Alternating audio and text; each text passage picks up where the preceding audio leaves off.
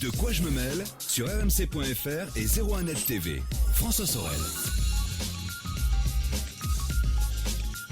Bonjour à toutes et à tous, merci d'être avec nous en ce 14 octobre 2016. C'est parti pour De quoi je me mêle, c'est écrit derrière moi, c'est comme le port salut. Et je suis ravi de vous retrouver. On va passer une heure ensemble dédiée aux nouvelles technologies. Avec tout à l'heure un point sur la Paris Games Week. La Paris Games Week, c'est bientôt. Voilà, ça commence le 27 octobre, vous le savez, à Paris, porte de Versailles.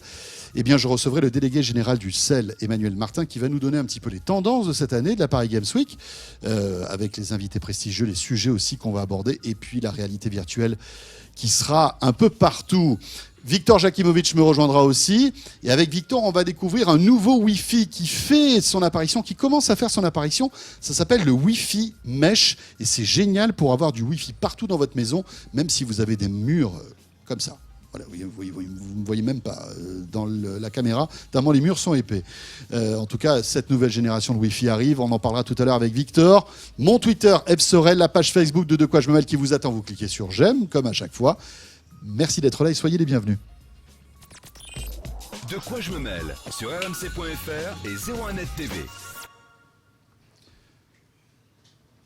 Mais pour débuter, bien sûr, ce de quoi je me mêle, c'est le club de la presse IT avec Raphaël Grabli qui est là. Salut Raphaël. Salut François. Journaliste à la rédaction de 01net.com. On va s'intéresser aux 3 titres forts de cette semaine que vous avez pu lire dans 01net, sur 01net.com. Et puis à ma droite, c'est Jean-Marie Portal. Bonjour Jean-Marie. Bonjour François. Rédacteur en chef de 01net Adjoint. Mag. Adjoint, pardon, je brûle les étapes. Rédacteur en chef adjoint de 01net Mag. Et regardez, il est là. Protégez-vous des cyberarnaqueurs. On va en parler, non pas tout à l'heure, mais vous pouvez bien sûr lire ce dossier complet. Tout à l'heure, si vous êtes musicien et que vous avez envie de devenir une star sur iTunes, Jean-Marie a enquêté. On a essayé. Et vous avez essayé. Ouais. On va voir ce que ça donne. Raphaël, on commence par toi et par cette histoire incroyable qui a fait un peu les choux gras de toute la presse high-tech, voire même de toute la presse, on va dire en général. Puisque, presse généraliste maintenant. voilà, ça fait les parce que gros c'est titres. devenu un vrai fait divers. On reçoit des alertes maintenant de tous les grands médias. Le Galaxy Note 7 et ses histoires de combustion, d'explosion qui n'en finissent pas tant et si bien que Samsung tire un trait sur le Galaxy Ouais, Note 7. ça y est, le Note 7 c'est officiellement fini. Alors on avait espoir jusqu'à il y a quelques jours. Parce que pour rappeler rapidement, il y avait ces premiers problèmes d'explosion de batterie début septembre. Samsung avait fait un rappel. Il y avait 2,5 millions de smartphones qui étaient concernés. Et puis on a attendu quasiment 2 semaines. Ils ont commencé à revenir, donc les nouveaux réputés sûrs aux États-Unis. Et manque de peau, ils ont recommencé à exploser. Donc ça voulait dire 2 choses. Déjà que Samsung ne savait absolument pas vraiment ce qu'il y avait comme problème. Ça, c'est quand même assez inquiétant. Et on était sûr, même nous, un peu spécialistes, on s'est dit, en changeant les batteries, c'est ça, Samsung s'est dit, on change les batteries, Voilà. c'est la batterie, ça explose, ce sera réglé. Non. Et surtout, du coup, c'est une incertitude pour Samsung. C'était une incertitude pour Samsung. On se disait, si ça explose encore, c'est-à-dire que premièrement, Samsung n'a pas compris forcément ce que c'était. Et deuxièmement, est-ce que le Note 7 va pouvoir survivre à ça ? Malheureusement, c'est pas le cas. Donc, pour les gens qui ont un Note 7, alors en France, on l'a déjà dit, ça concerne relativement peu de monde puisque Samsung a annoncé le retour du Note 7, enfin annoncé la suspension de la commercialisation le 2 septembre, le jour de la sortie. Mais dans le monde, ça concerne des millions de personnes. Et donc maintenant, Samsung se retrouve avec plusieurs millions de Note 7 sur les bras qui vont devoir repartir, être détruits en fait. Ils vont être démantelés parce qu'évidemment, ils ne peuvent pas en faire grand-chose. Évidemment, c'est un gros coup dur pour Samsung. Évidemment, financièrement, ils viennent d'annoncer, ça va coûter, c'est ce qu'ils ont annoncé. Donc ça peut être plus 3 milliards de dollars. Ça, c'est le coût net de l'opération. Moi, j'ai entendu beaucoup plus. Alors, mais en après, fait, 17 milliards en revenus qu'ils n'auront pas, en chiffre d'affaires. 3 milliards en profit. Ils vont manquer 3 milliards de profit donc sur le sur le 4e trimestre 2016, donc évidemment pour les fêtes, et début 2017. Après, en fait, effectivement, ça pourrait être beaucoup, beaucoup plus parce que ça va jouer, alors à long terme, je ne sais pas, mais au moins à moyen terme sur l'image de Samsung. Est-ce qu'on va encore faire confiance à Samsung ? Ça, quand ils disent 3 milliards de dollars, c'est leur perte sur leur compte de résultats, mais c'est évidemment pas ce qui va se passer à l'avenir et ça va impacter leur vente beaucoup plus que ça, certainement.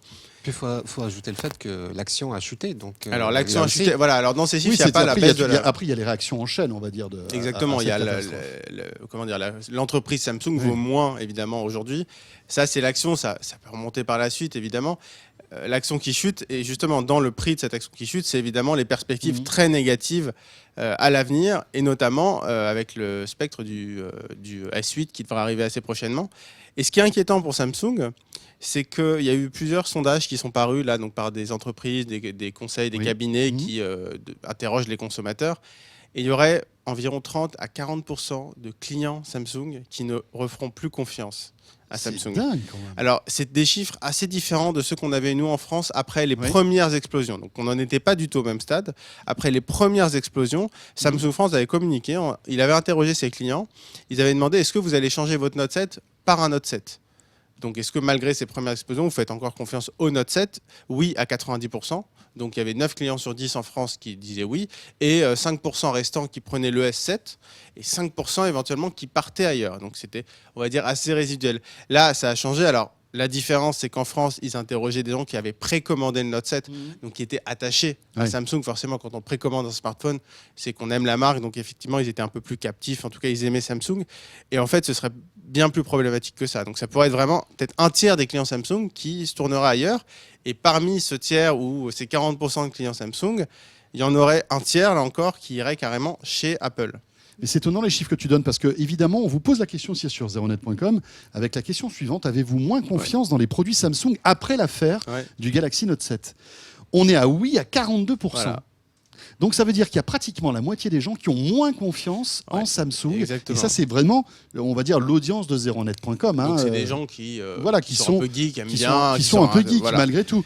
Donc on voit que cette histoire a eu un impact. Et je pense, personnellement, que le premier problème, ça aurait pu passer plus facilement parce que là, un problème de batterie, on change, ok.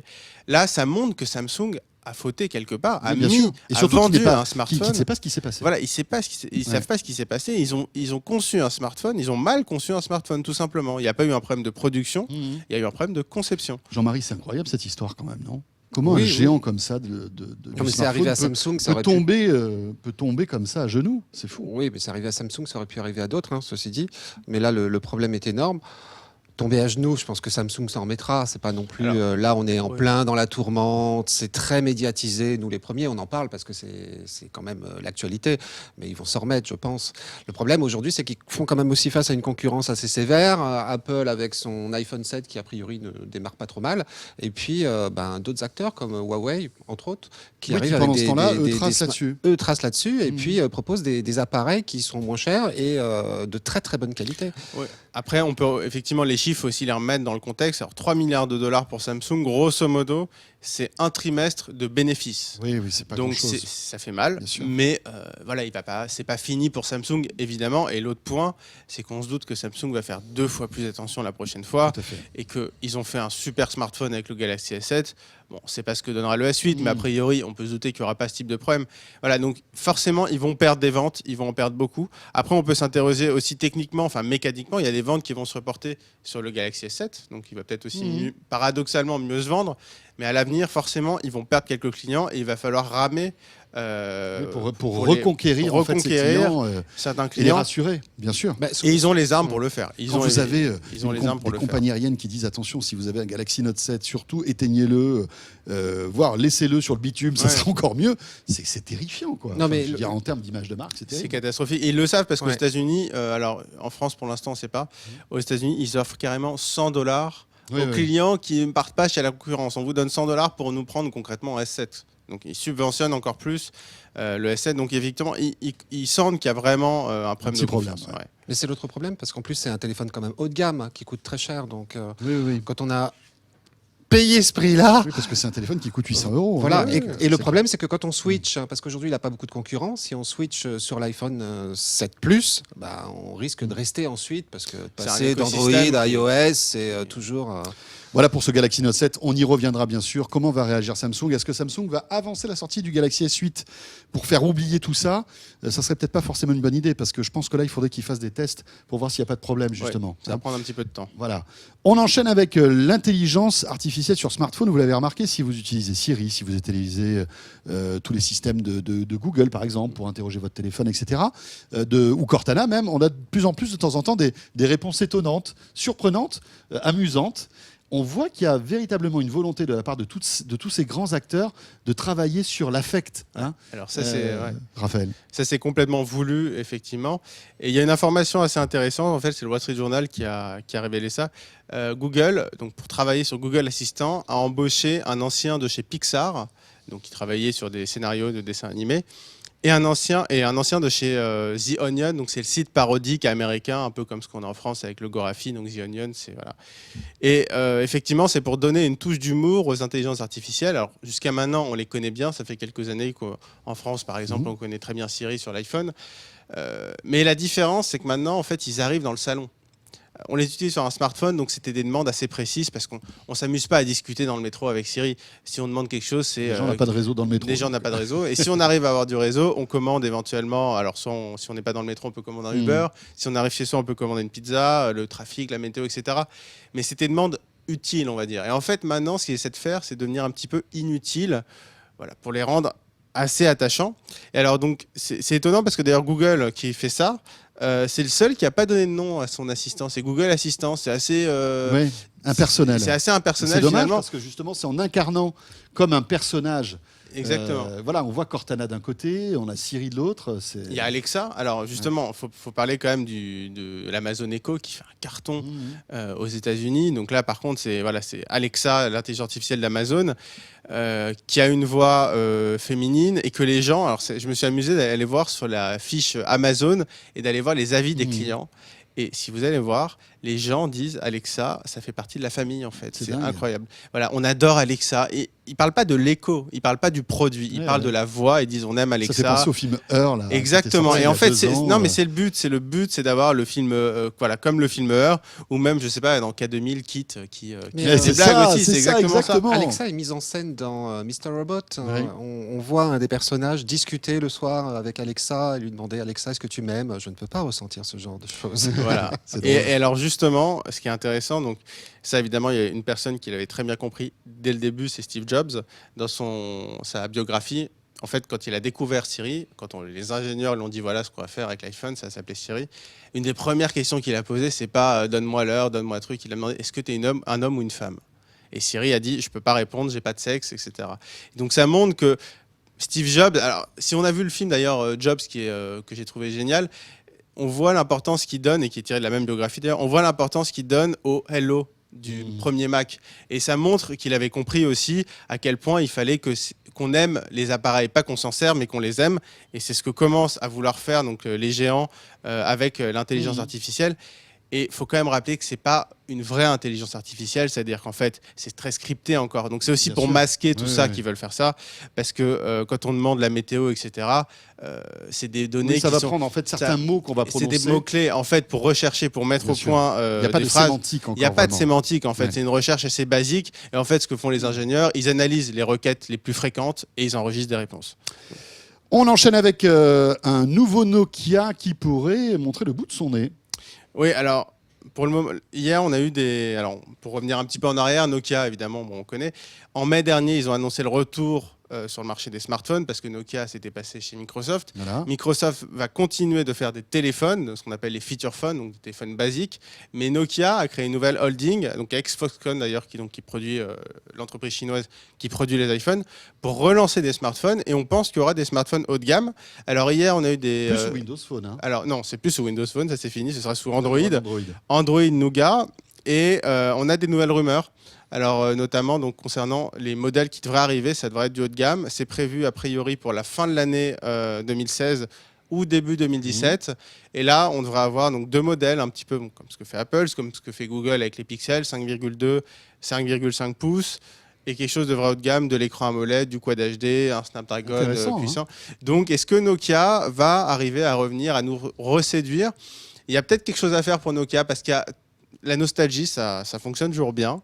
Donc je pense que Nokia... C'est quand même une marque qui a une bonne réputation malgré tout, de robustesse, de qualité. De qualité. Alors évidemment, ça n'aura plus l'autonomie d'un 3310 où on pouvait compter dessus pendant une semaine ou 10 jours en veille. Donc là, non, ça va forcément être un smartphone. Mais effectivement, il pourrait d'ailleurs être IP68 selon les rumeurs. Donc ils voudraient garder quand même cette image de robustesse, c'est important pour eux. Voilà, peut-être qu'on pourra nous compter sur Nokia parmi les acteurs intéressants en 2017. C'est rigolo parce qu'on voit que Nokia est en train de revenir. Lenovo a racheté Motorola, a fait revenir Motorola. Donc Ouais, c'est... avec un certain succès. Exactement. Alors, exactement. pas forcément toujours dans l'haut de gamme, ils ont lancé un haut de Mhm. gamme, mais ils ont un Moto G qui est milieu de gamme qui marche très bien aussi. Ouais. Merci beaucoup, Raphaël. Avec plaisir. Et voilà, vous pouvez retrouver toutes ces infos et plein d'autres, bien sûr, sur www.zeronet.com. Et si vous rajoutez TV, zeronettv.com, là, vous avez toute l'actualité en vidéo. Jean-Marie, François. Zeronet Mag, il est là. Regardez-le. Hop, on vous le montre encore une fois, disponible dans tous les bons kiosques. Et on va parler maintenant d'iTunes.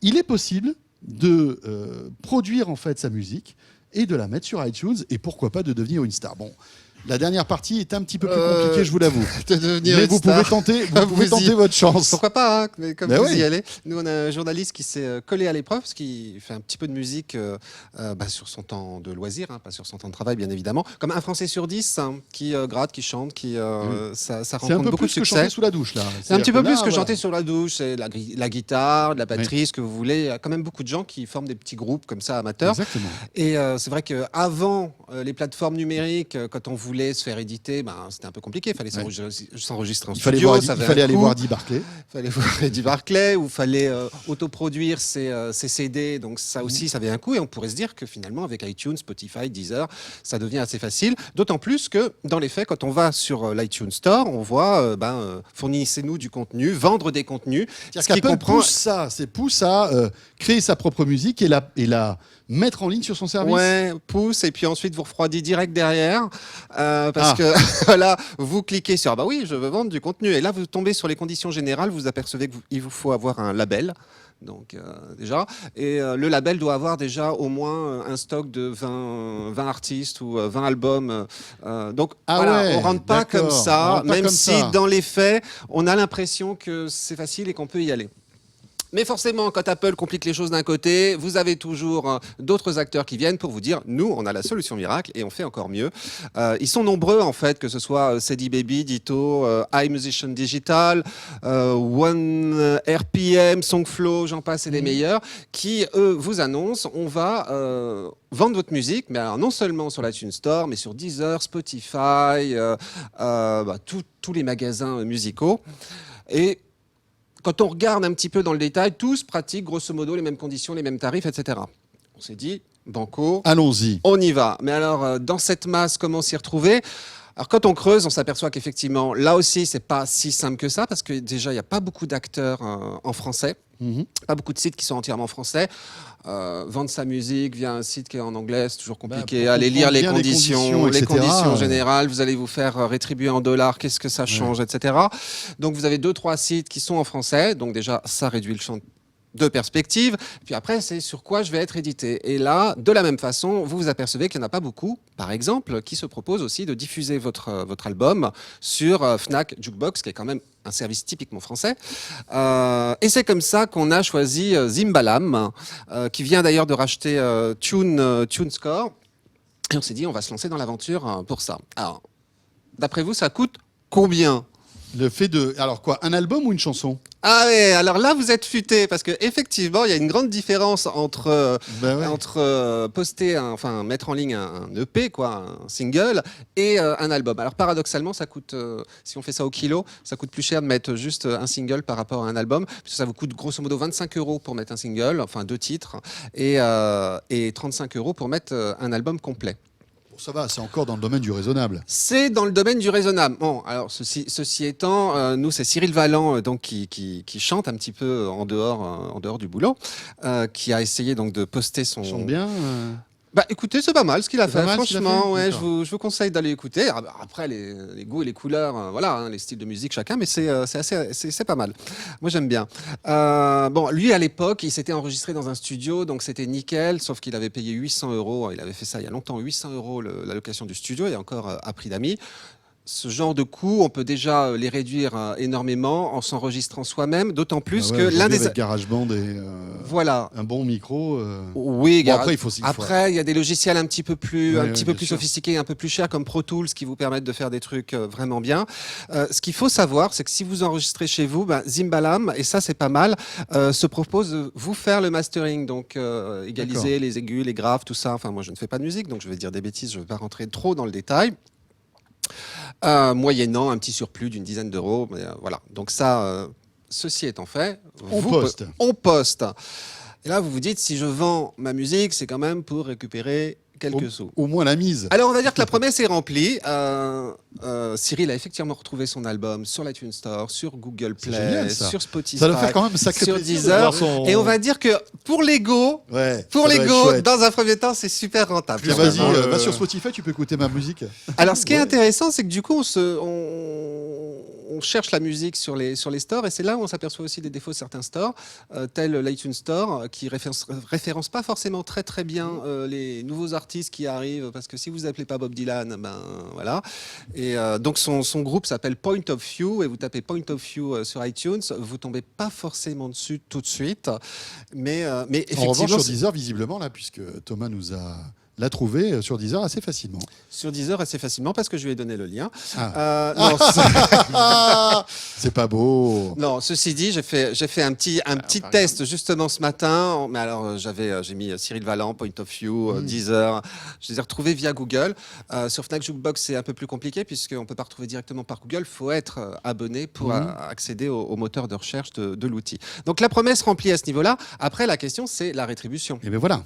Voilà. Alors, Bon, après, il faut qu'il y ait des gens qui écoutent ou qui achètent. Ouais, il faut qu'il y ait des gens qui écoutent ou qui achètent. Alors, quand la on rétribution. sait qu'il y a des dizaines de millions de titres sur tous ces services de musique, pour se retrouver, c'est pas facile. C'est un peu ça, voilà. Mais maintenant, vous pourrez chercher Point of View et son c'est single Illusoire.